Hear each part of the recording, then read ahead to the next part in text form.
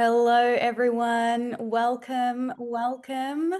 I know people are going to still be joining for a couple of minutes, but I just wanted to say hello and welcome to our next webinar, Rising Strong, Turning Setbacks into Strategic Strength. So as people are still joining, if you could let us know in the chat that you can see and hear us clearly and that you can see the slides, that would be fantastic. Give us a quick thumbs up or a yes in the chat. Fantastic. Thank you, Matthew. All good. Wonderful. And, we love to run our webinars and our virtual trainings as if we are in the room together. And so we really encourage you to turn on your cameras, which I can see some beautiful faces there already. So thank you so much. If you're able to turn on your camera, join us in the room. That would be fantastic. And while we wait a couple of minutes for everyone to jump in, we would love to know where you're joining us from today. So if you're happy to share, pop in the chat. I'm based up here in Heathcote in country Victoria. So pop into the chat where you're joining us from. And if you're happy to share, it would be wonderful to know your organisation as well, so we can get a sense of who's here in the room today. Fantastic. We've got Melbourne, Canberra, Mumbai, India. Welcome. Fantastic. Lots of Melbourne, Hobart, Jenny. Wonderful. Welcome. Still got a few jumping in. Shepparton, wonderful. Oh, another from Hobart. There we go. Shepparton, my hometown. Well done. Very good. So we'd like to begin today. As always, we would like to begin by acknowledging the traditional custodians of the land on which we are all learning today. And I'd like to pay my respects to elders past and present and really extend respect to all Aboriginal and Torres Strait Islander peoples today. We've still got people flooding in, so welcome. Welcome, everyone. So we're really glad that you've made time to be here today. And as you are aware, the topic that we're going to be diving into has the ability to really shape how we lead and how we influence and how we build organizations that thrive in today's world. We know that today as leaders, there is business is a complex beast, and leaders are being really asked to do more than ever before. We're being asked to align teams, drive strategic direction, and really have the courage to lead with purpose, even when it's really hard. And we truly believe that at the heart of really great leadership is that ability to show up courageously, particularly after setbacks or challenging times. So that's what we're going to be diving into today. We're going to be exploring what rising strong means when it comes to leadership, especially how as leaders that we can turn those setbacks into strategic strength. So we're going to be sharing some practical tools that you can start using from today to really navigate those challenges and lead with courage. We're also going to be opening up for a Q&A at the end, so make sure that you engage with us. Pop any questions that you have in the chat as we go throughout the session, and make sure that you stick around to the end because we're going to be introducing our Dare to Lead program for those of you who are ready to take that next step, go deeper. And we've also got a special thank you gift for everyone that stays with us today. So the 3 points that we're going to be covering today, and you will have seen this already, we're going to be diving into what really happens after a fall. So that cost of avoiding the hard stuff. We're also going to be covering how to discover the practical framework for leading through challenge. And that comes from some of the content from our Dare to Lead program. And also how to build a culture that learns how to rise and not hide from failure. So I'm really excited about today's webinar, and I am really proud to introduce our two wonderful facilitators today, Phillip Ralph, our founder and CEO here at the Leadership Sphere, and Louise Duncan, our senior facilitator and all-round awesome human. Thanks so much, Kelly. I think that's my cue to start. So good morning, everyone. Welcome again. And thrilled to have you here. And it's also lovely to see some Dare to Lead alumni who are here as well as people continue to pour in. So just a little bit about us. We've been in existence for more than 18 years. I've personally been involved in leadership and team development most of my career. So too long to remember, but I still get a real kick out of the impact that really solid leadership development and team development can make. So one of our mantras is creating value through leadership. So we see leadership, particularly courageous leadership, as critical in the world today. Excuse me. As as the world is kind of struggling in conflict and climate change and all the things that are happening. So at the macro level and at the micro level, the next conversation we're going to have when we leave the webinar is just as important. So, and all of those small steps contribute to big steps. So that's a little bit about me. Lou, do you want to say hi? Sure. Hi, everyone. Yes, Louise Duncan. I'm a senior consultant, facilitator, and coach at the Leadership Sphere. And it's really lovely to be joining you this morning for this webinar. With that, I'm actually going to jump straight in and begin with this beautiful illustration of the Dare to Lead journey. This was actually done by a participant a number of years ago who just felt so passionate about the program, and she captured the essence of the program beautifully with this illustration. First and foremost, the arena, and then out on the outskirts, the 4 skill sets of courage. And then, so the skills not only that we can develop to be the most courageous and impactful leaders that we want to be in our world, but also the things that get in the way of that. And that's all part of the program, the journey that we take as we move through the Dare to Lead program. What I'd like to do is actually draw your attention to the 4 skill sets of courage. And these are foundational for the program. So we look at each of them in depth, rumbling with vulnerability, living into our values, braving trust, and then the last one today, which is our focus, learning to rise. And the reason that that's our focus today is because at different times in our life, all of us will find ourselves what Brené Brown calls face down in the arena. We'll face setbacks, we'll face disappointments, we'll face emotional challenges in our lives and as leaders. So part of what learning to rise supports us in doing is beginning to understand how can we learn from that? And then how can we turn those setbacks or those disappointments or those failures in life into the chance for breakthroughs? Breakthroughs in learning and growth and development as leaders and as human beings. Because the work of Dare to Lead is not just about our professional lives, it taps into our whole self and our personal lives as well. So this is our focus today. How do we learn to rise from those experiences that all of us will invariably have at different times in our life? Before we jump right into it, I do want to draw your attention to the arena itself because it is a key component of the program, or a key metaphor. And really, the way that Brené defines this is any place or situation where you're showing up, you're being seen, and you're risking vulnerability. So it's when you're putting yourself on the line and facing your fears and striving to be authentic, even when it's uncomfortable. Now, an implicit part of being a courageous leader is there are at times where we feel passionate enough or it's important enough for us to do exactly that, to stand up for issues, to have a voice, to name things that feel difficult. And that's the stepping into the arena process. Now, when we do that, implicit in that also is that at times we will find ourselves face down. Things will not go as planned. We will find ourselves, as Brené Brown says, face down. Yeah, face down in the arena, in the dust. Having to find a way to pick ourselves up, dust ourselves off, and forge ahead. So this is what we're going to be looking at today. So when you think of the arena, what are some of the arena moments that you've had in your life? This is really important to reflect on, and it's the beginning of the learning to rise process. Where have you had setbacks, disappointments, failures, unexpected outcomes, and how have you learnt from them in a way that allows you to move constructively forward into your leadership role or your life?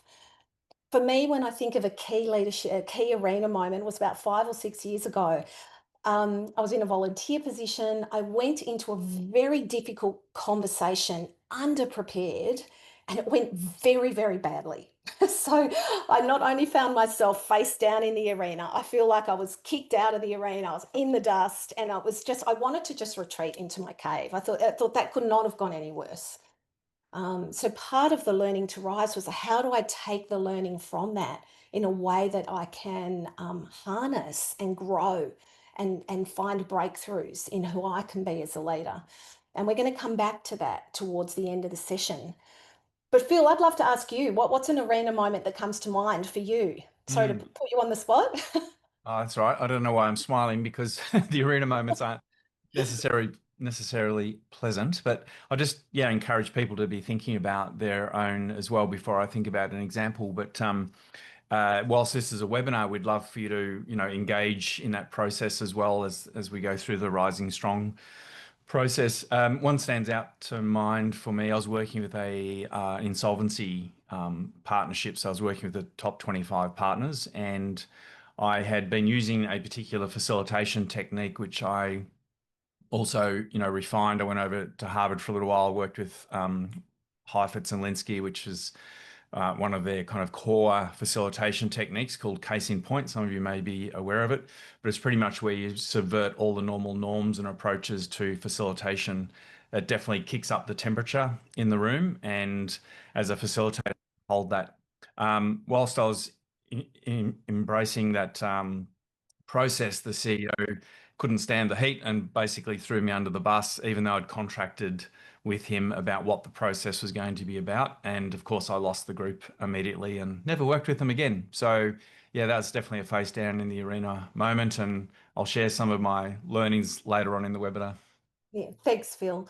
And what I want to highlight there is that, that was a big experience, Phil. That was a real face down in the moment, a face down in the arena for your Yeah. moment. Our arena moments can be those really big setbacks in life, but they can also be the smaller moments where things just don't go as we plan. They don't always have to be the really big events that we never forget or that feel incredibly painful. They can be those smaller moments in life that sometimes feel more difficult than even the bigger ones.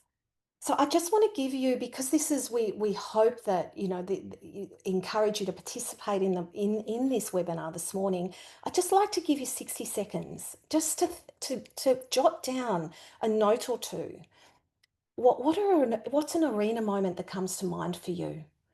Well, there might be a couple that bang, yes, yes, yes. Just jot down a couple of notes, because towards the end of the program, we're going to give you an experience of learning to rise with that. What does that look like?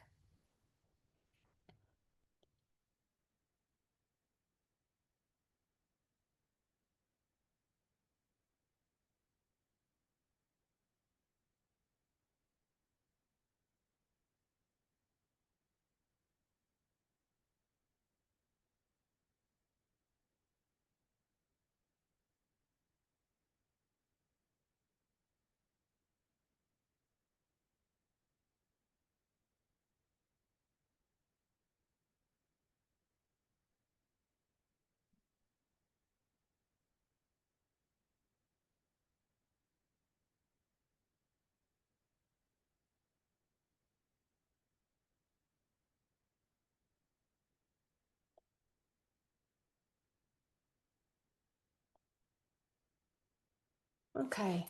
So I realize it's a very, very quick reflection process, and I'll encourage you after the webinar today to continue reflecting on the arena moments in your life where you found yourself face down, because the reflection process is the beginning of learning to rise.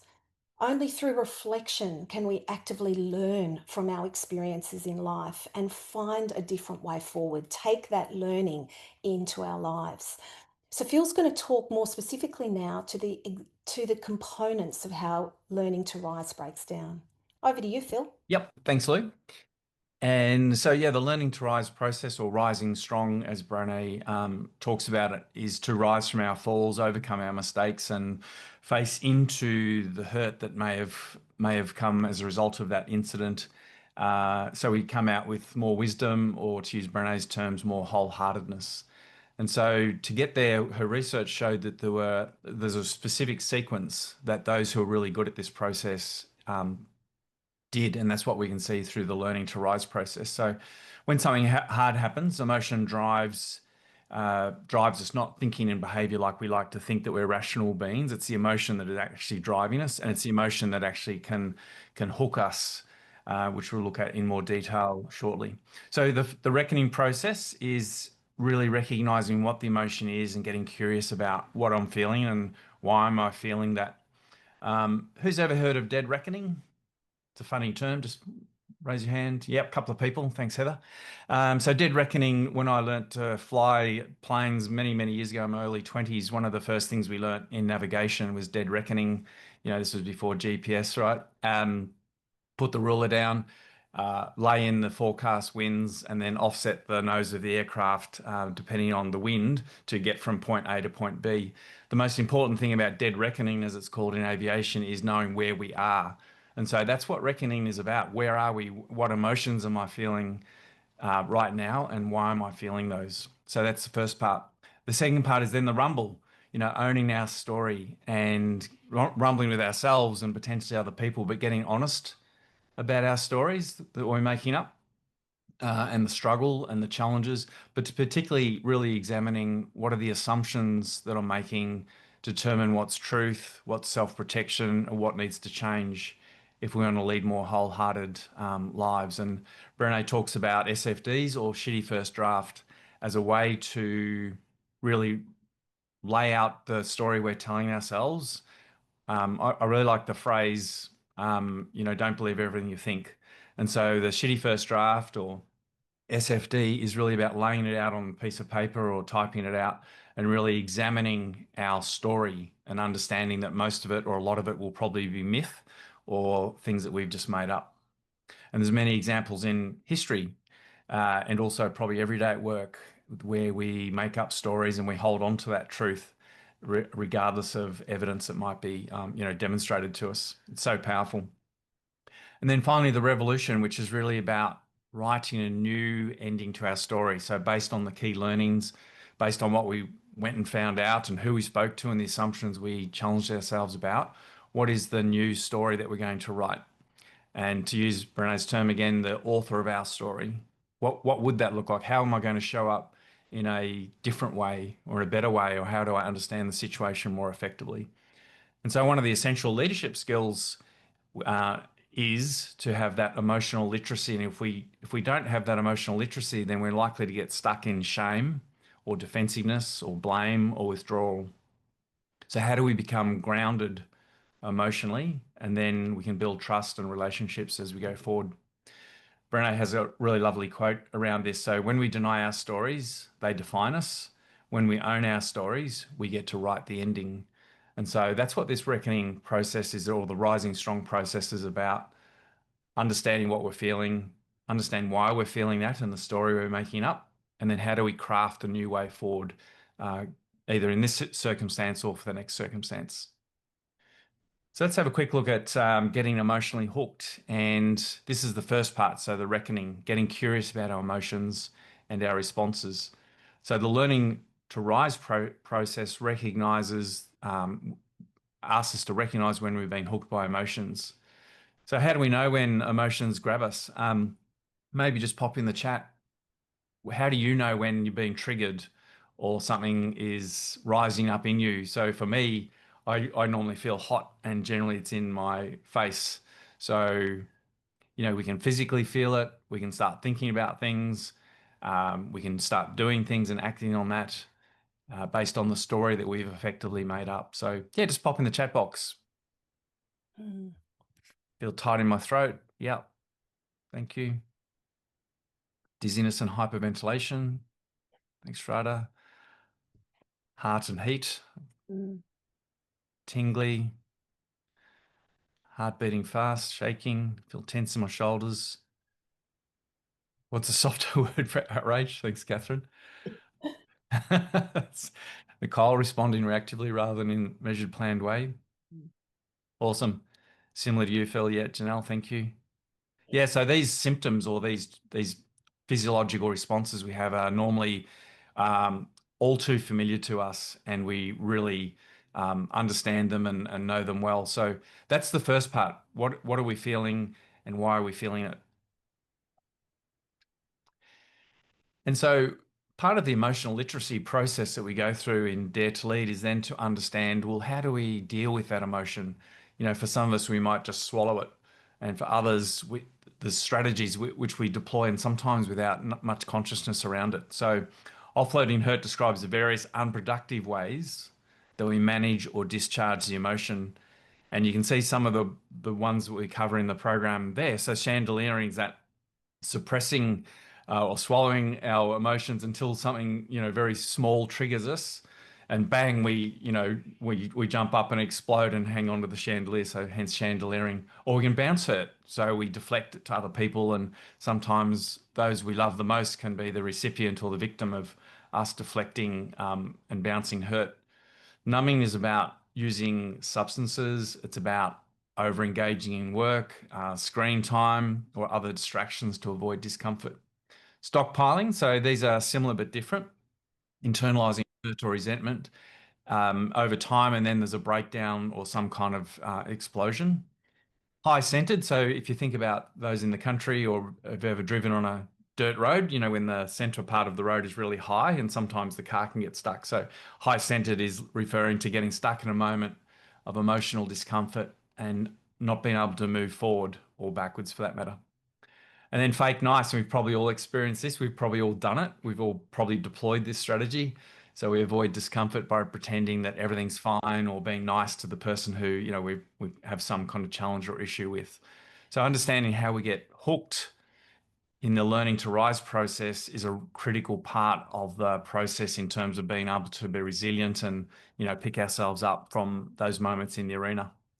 So we're going to look, not just talk about kind of the challenges, but what are some of the strategies that we can deploy to really help us move through this process. And Lou, you're going to take us through a few now, I believe. Yes, yeah, thanks, Phil. Thanks everyone too. I loved your responses too. We know what happens inside of us in our internal response, don't we? When we get emotionally hooked. So part of what I would like to look at is, well, what are the strategies that you use? What are the tools that you use when you recognize that you're emotionally hooked to help you move through it? And what I'd love you to do just for a moment is just, if you can, just pop it in the chat. Like, what do you do? What supports you when you're emotionally hooked to be able to move through it, find a different way forward?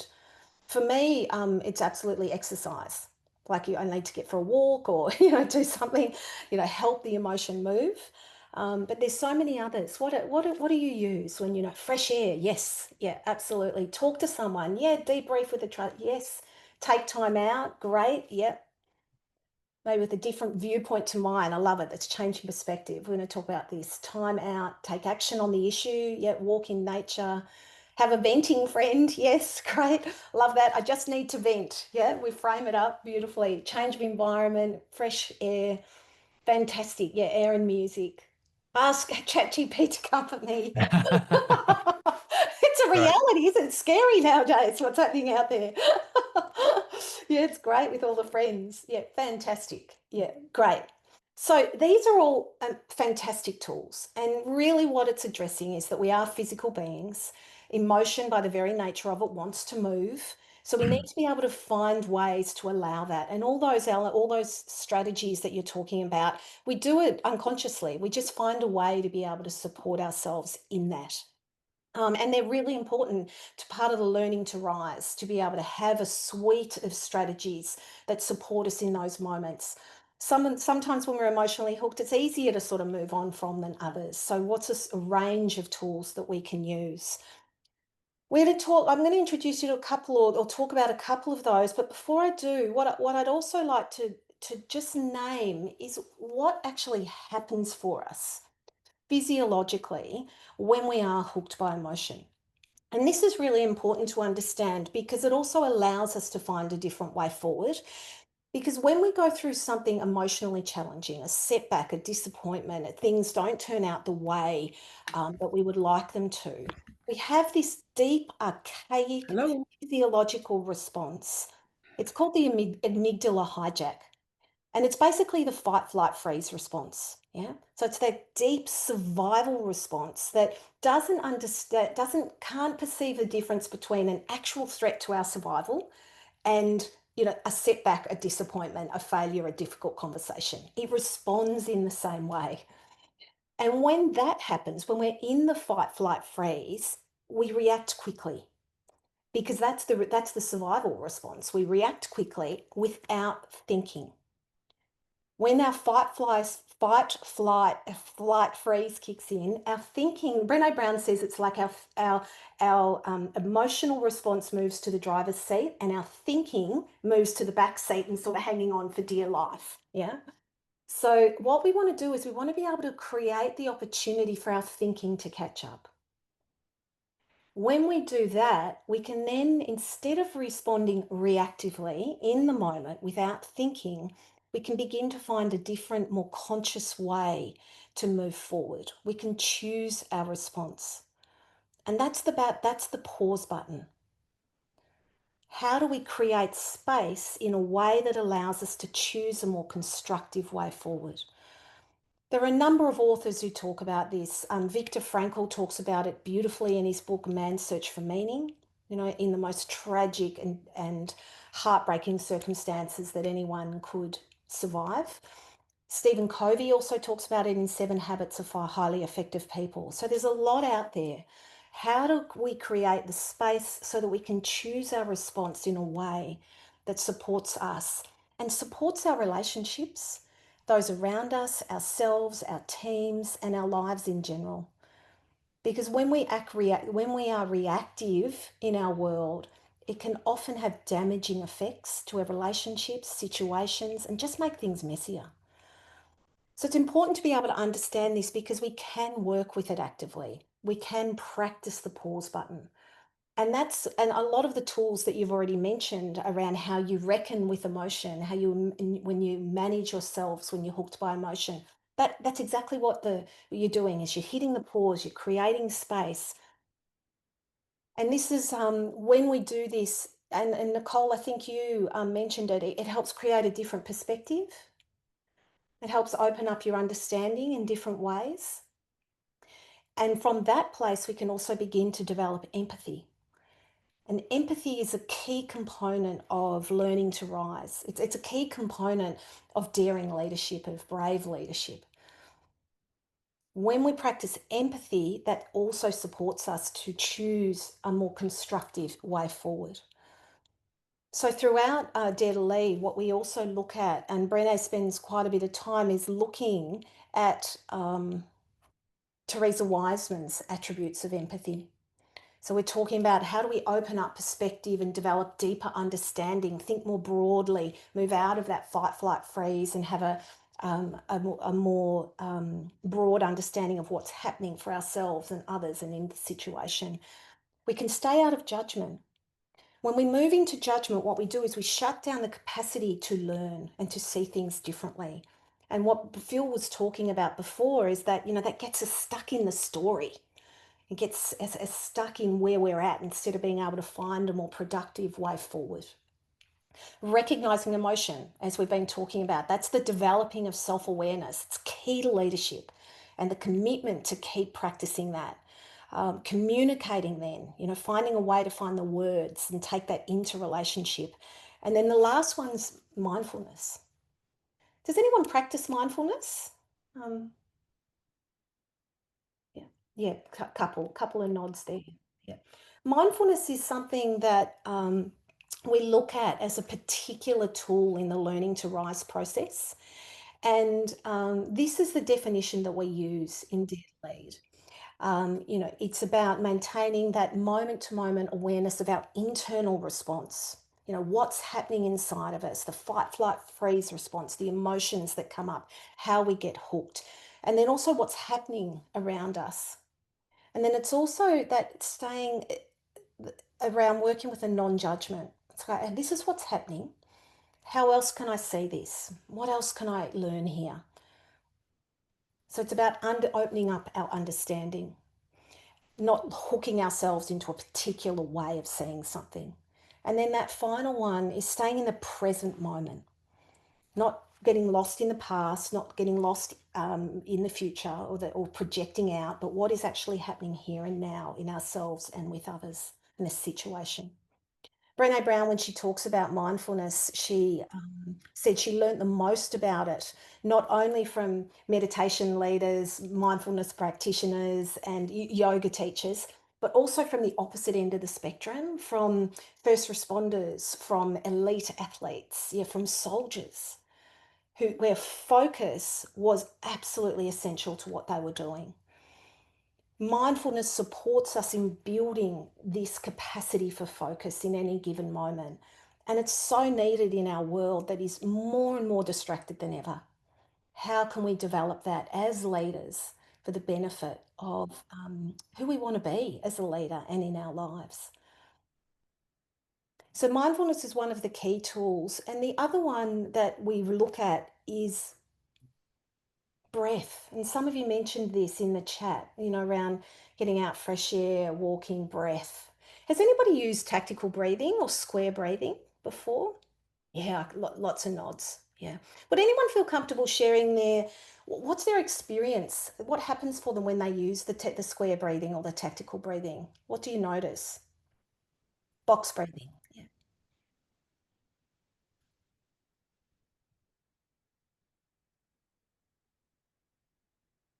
Would anybody like to share what they notice in their bodies happens? Well, it brings you back to the present. Great. Yes. Stabilize, Harry.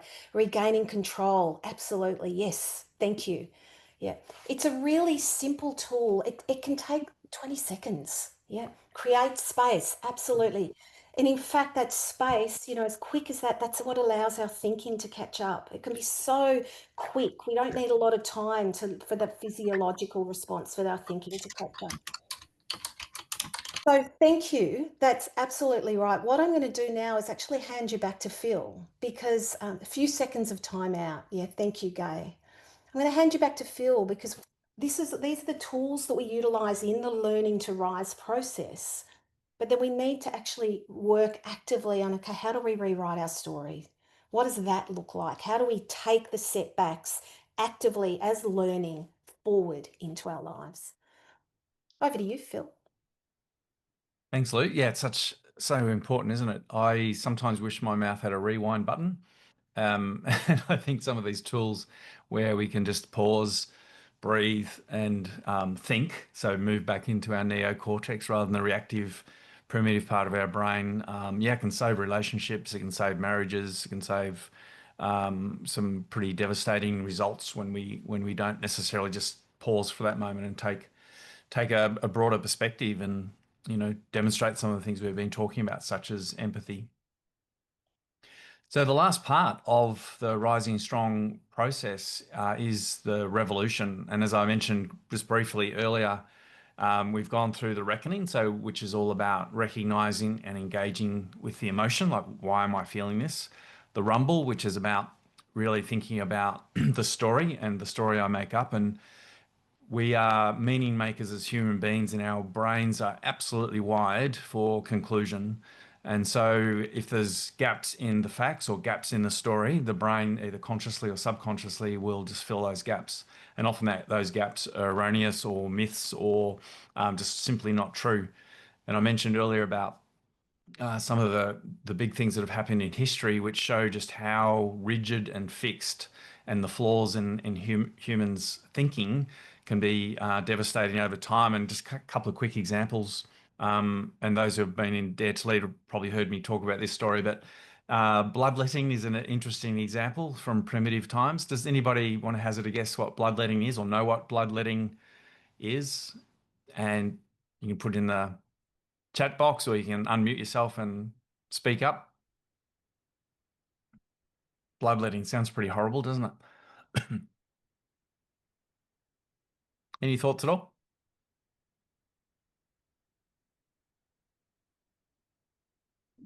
No, no takers. So bloodletting was something that was practiced probably 1800 years ago, where medical science believed that if someone was ill, they could drain the blood out of them and therefore release and get rid of the germs or the virus or the illness. This practice went on not for 5 years or 10 years, it went on for 1700 years. And the link to the Rising Strong process and making up stories is for 1700 years, people would change their understanding of what happened in front of them to fit their mindset or fit their beliefs. So if someone was cured as a result of bloodletting, what do you think they said?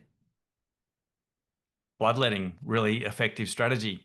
If someone died, rather than saying bloodletting, this is bad, we should stop this immediately. If someone actually died as a result, they'd say, oh, poor patient, they were so sick that bloodletting couldn't even fix them. So talk about reframe the facts to fit our story and our belief system, right? Cults are similar. There's a fantastic example in San Francisco in 1952, I think it was, where an individual had her cult followers together. She said that the alien's going to come down from the sky and they'll take over the world. So let's come together and be present. When it didn't happen, rather than the cult saying, I don't know what you're on, but that nothing happened. Like the story you were telling us didn't happen. But what they did was reframe the facts. Okay, the aliens didn't come down from the sky, to say, how powerful are we that once we come together as a collective, we warded them off. And so this is what we do all the time, whether it be a micro moment in a meeting when someone says something or looks at us in a odd way, and we make up this massive story, and sometimes we don't necessarily go and check it. So the learning to rise part is once we connect with the emotion, we've written or thought about our SFD, we've checked some of our assumptions and beliefs. What's the news story? What's the revolution part? And that's what this is all about, is then being able to be a stronger, more effective leader, partner, whatever is the context for you. So if I think about my story, in fact, Brené served me beautifully in when I went over to Texas to do the certification with her. She said, "So, who'd like to stand up and tell the story about, your face down in the arena moment?" So I cautiously got up in front of 100 of my friends and I went through the story, and she kind of zeroed in on me, eyeballed me as only Brené can do, and said, you need to get more clarity and contract better with the client. And she was 100% right. So what I learned from that experience, because I was definitely open to it, I didn't want to have that experience again, was contracting much more strongly with the CEO in this case, and being really super clear on what it was going to be like in the room and how hard it was going to be for people. And I needed him to support me and be in the support seats in the arena, not in the cheap seats, and just throwing me under the bus. So that was a great learning for me. So um, Lou, just to kind of get closure on yours, what was your learning on your story? Yeah, I definitely do not want that sort of outcome to happen again either. Like it was a Right. very big learning. On reflection, I realised the conversation, it did need to happen, but I went in really underprepared. And so my learning, and something that I've committed to, is I just don't, I prepare. When something's really important, I make sure Mm, I prepare really well. And that's supported me since then, enormously, going into mm, difficult conversations or situations. fantastic. Yeah. Yeah. Awesome. Yes, that's true for me as well. That case in point methodology, when I use it, I know it's going to be challenging for the group. I make sure the sponsor in the room is 100% clear on what's going to happen and why we're doing it, and the learnings that will result over time.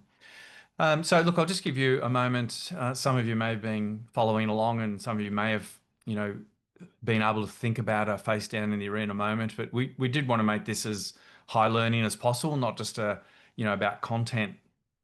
So I'd love you to think about what was your SFD, but particularly what's the new way?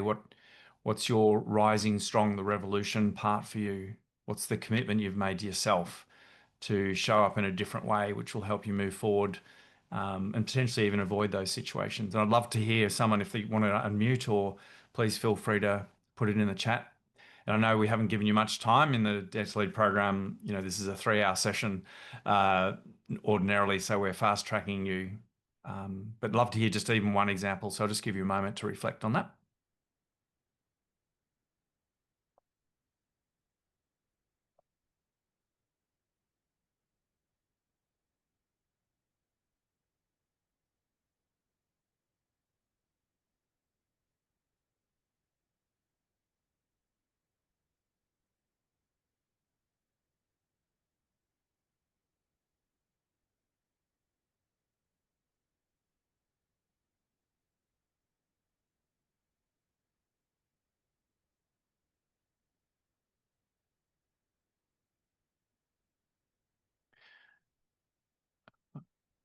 Okay. Oh, thanks, Nicole. I need to recognize up for, and if I'm likely to experience a reaction to a personal situation, to develop an advanced strategy for managing my emotions in the moment. Perfect. Thanks, Catherine. Reflect, and it's important to revisit with a different tactic. Yep. Thanks, Heather. I'm thinking about how the new story isn't always about needing to spin something, but can be about how to learn and grow and to be brave to do that. Excellent. Yeah, fantastic examples. And for us, if I really circle back to the whole reason we're here today, not the whole reason, but one of the promises, what was on the tin, we wanted to deliver what was on the tin, and that was, how does the Rising Strong process link to strategic outcomes? And for us, and having worked in this area for 3+ decades, we know that strategy execution is seriously challenging for most organizations. McKinsey did a survey about 3 years ago, surveyed 3,000 CEOs around the world. How satisfied are you with the level of strategy implementation in your business? 80% said either grossly or extremely dissatisfied or dissatisfied. So we can come up with a lovely glossy brochure or plan, but how do we actually execute against that? And for me, courage building skills and the Rising Strong process and being more emotionally literate leaders can absolutely power up execution and implementation. You know, Brené talks about vulnerability as the birthplace of innovation. It's the birthplace of change. It's the birthplace of renewal. And so if we actually don't get this right, then we're probably just managing at a very technical level, and we'll get what we've always got because we're doing the same thing. So it's very, very powerful, and I think hugely impactful. So without trying to sell the dream, our hot straw polls at the end of every Dare to Lead program, people talk about 90% of people say it's either change how they fundamentally lead or how they fundamentally live. And so that's, pretty impactful. So yeah, thank you so much. I'm going to hand back to Kelly, who's going to just talk a little bit about the program, and then we'll have questions and answers. So love to engage in, a robust conversation or have some really great questions to deepen our understanding and learning. So thank you. Thanks so much, Phil and Lou. It's been really fantastic to hear your stories, your personal experiences, and how those experiences have shaped your experience of the Rising Strong process. And I think everyone has really taken something away from today's session. We would really encourage you to pop any questions that you have into the chat now. And Phil and Lou are going to be around to answer some questions, particularly around that Rising Strong piece. And I love that you brought that up, Phil, towards the end, how that relates back to the strategy execution. So pop any questions that you have into the chat. So we've covered some really great insights into what Rising Strong looks like.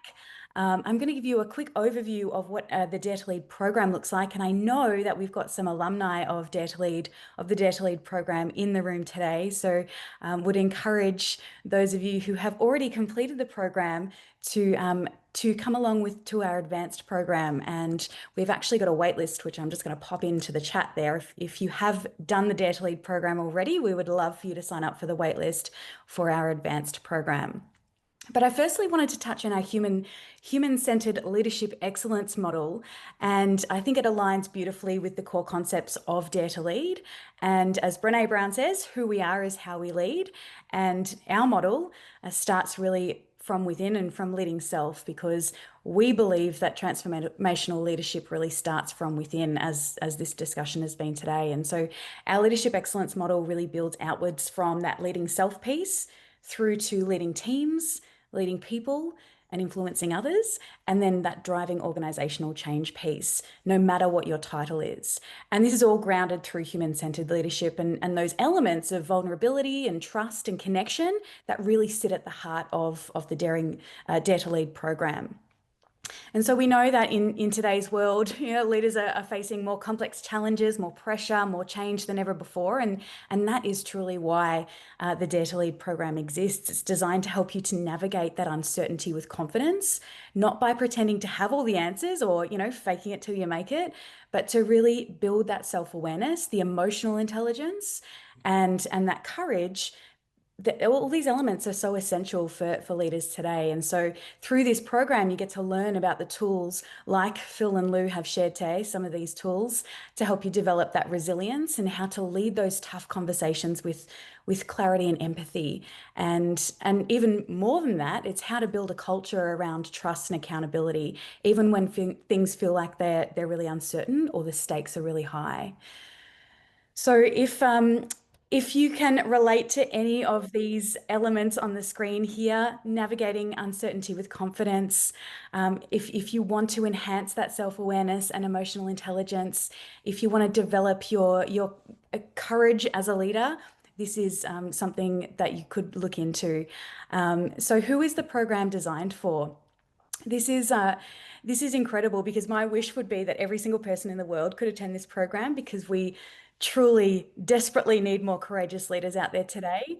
So new and emerging leaders, if that is you, this program is great for you. It's great for individuals transitioning into leadership roles who maybe need those foundational skills to manage and inspire teams. But it also works on a number of different levels. So mid-level managers that are seeking growth, those professionals who want to enhance their leadership impact and really prepare for those senior roles, but also executive change agents and innovators, as well as organizations that are really committed to leadership development. So companies looking to build that pipeline of really capable leaders to drive performance and culture. So Dare to Lead is the program for you if you're experiencing emotional fatigue and burnout. And I know for a lot of people that I speak to, this is one of the biggest elements is that burnout piece. But also if you're having difficulty navigating conflict or giving constructive feedback, maybe you find it hard to build or rebuild trust in those remote workplaces or high pressure environments, or if you feel like you have to do it all because maybe your team or you feel like your team lacks initiative or accountability, or if you're facing any pushback or passive resistance to any new initiatives or cultural shifts. So if any of these points resonate with you, then this is definitely the program for you. And I just love to share a testimonial at this point because it is really powerful to hear from other people. And I love this testimonial. Phil and the team at the Leadership Sphere run some of the best leadership development programs here in Australia. And the recent Dare to Lead program was one of the best programs I've been a part of. And, I really think this testimonial goes to show how a program like this can have such a profound impact on the lives of those who choose to really dive deep in this program. So what's included? We've got 8 3-hour weekly virtual workshops delivered by our expert Dare to Lead accredited facilitators. We've got pre and post work, including that supporting online resources in our community hub. We also give you Brene Brown's book, Dare to Lead, and you also receive an exclusive Dare to Lead participant workbook. And you get official certification and a LinkedIn badge on completion. And while other Dare to Lead programs don't have this element, we also include Actionable Habit Builder, which is an app that will help you drive change and really build on the learning outside of those sessions or classes. So the program agenda, as you can see here, this is 8 sessions. This is the outline of the program content for each of the 8 workshops. So you've got an overview of what's included, and you'll see that one of the last sessions is the Learning to Rise. So there are a lot of different elements that come before what we've discussed today. But you'll see how the start of the program is really focused on what gets in the way. So that armored versus daring leadership and the myths of vulnerability. Moving through to that shift, the shame, resilience, empathy, and self-compassion, followed by what becomes the way. So that grounded confidence, the rumbling skills, the engaged feedback, braving trust, and of course, learning to rise as we've touched on today. So that's the reckoning, the rumble, and the revolution as Phil and Lou have talked about today. And then finally, that integration piece as well. So we've got some pretty exciting things to share with you today for those who would like to join us on our next program. Our next program starts in October, and I'm going to share the dates in a moment. Because you've joined us on the webinar today, we do have an early bird special offer for you. So if you want to take us up on this offer, we would encourage you to email us at inquiries@theleadershipsphere.com.au. This offer is available until Thursday, the 17th of June. And you'll also, July. if you sign up in the next week, or July, whoops. 17th of July. Yeah. We're in July. Yeah. We've also got some bonuses to give away for those who join us on this next program. So the alignment activation map, which is what we've created. So it's a one-page canvas to really help you connect your vision, values, and strategic priorities. So it's really great for offsites or team alignment sessions. We've also created what we call the focus filter. So it's this really simple tool to help you and your team really quickly assess which initiatives support your strategy and which could be distractions. And then we're also going to include a bonus Dare to Lead debrief guide for those who sign up in the next week. So that's a reflection and discussion tool that is going to bring that Dare to Lead framework into your next leadership meeting or offsite. And we've also got another exclusive webinar bonus. So for the first 5 people to register in the next 48 hours, we'll also receive a 45-minute one-on-one coaching session as well. So that's really valuable there as well. So as I mentioned, October is our next program. These are the dates.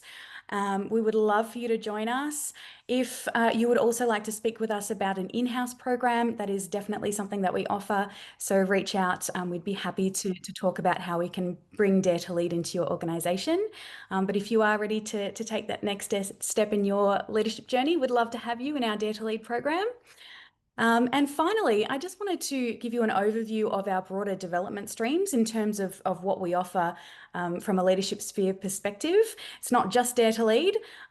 We cover 3 different streams. So the individual stream, which covers executive coaching, which can be supplemented by individual profiling tools or 360s, for example.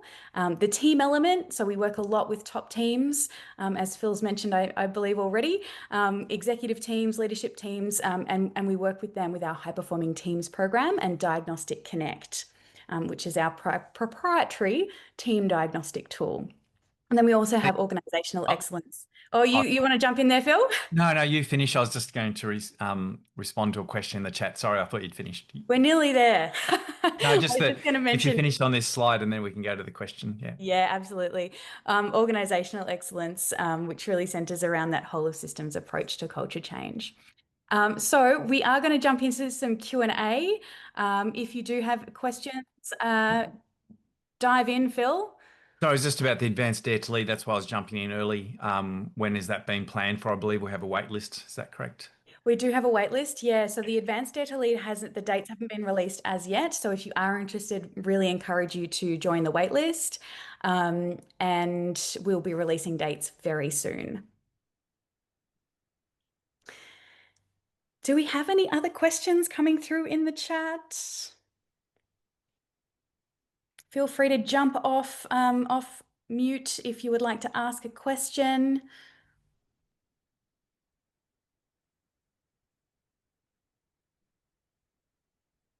No questions. Okay. Oh, we do have a question. I've done Dare to Lead through another source. Can I still do advance? Yeah, absolutely, Ellen. Yeah, absolutely. Feel free to reach out or sign up for the wait list. If you have done the Dare to Lead program, you're definitely eligible for advanced. Great to hear, Nicole. Look at that. We're finishing early, Phil and Liz. What have we done here today? Hey, we're going to talk about my book. Those who have hung back, Oh, because we've got a few obviously when we start talking about the actual program, but those who are here still might get something free. Absolutely. We would love to give a copy of Phil's incredible book, Leadership Without Silver Bullets. So if you pop a post and tag Phillip Ralph on LinkedIn, we will send you a hard copy, an actual book, Phil's Leadership Without Silver Bullets book. So would love for you to engage in that and pop a little post on LinkedIn about the webinar today. Awesome. So thank you all so much for coming. Phil, did you want to round everything off? Yeah, just exactly that. Thanks so much for coming. It's wonderful to see you all and meet you, even though we didn't get to have much of a conversation. But yeah, thanks again, and it's an awesome program, and love to see you or your team. Yeah, come along. Thanks so much, everyone. Thanks, everyone.